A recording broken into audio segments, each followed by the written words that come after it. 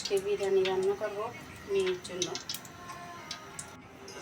সামান্য আলু নিছি, 2টা 4টা পেঁয়াজ আর মশলা হয়ে গেল। তারপর চাউল, বাসায় যা আছে তা ওরকম চাউল আর কি, সিদ্ধ মুরগির মাংস অল্প করে খিচুড়ি রান্না করবো মেয়ের জন্য। আদা কুচি, রসুন কুচি, পেঁয়াজ কুচি দিয়ে দিচ্ছি।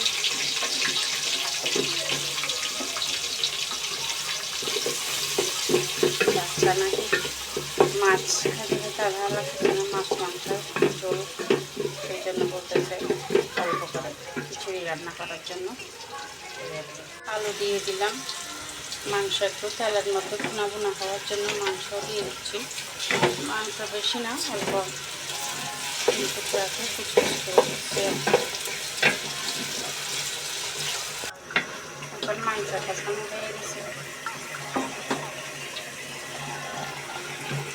চাউল দিচ্ছি।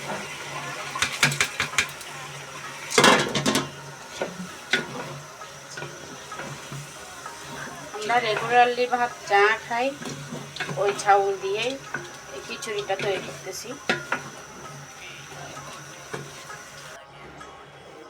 দেখেন আলহামদুলিল্লাহ মেয়ের জন্য শর্টকাট খিচুড়ি তৈরি করে ফেলেছি।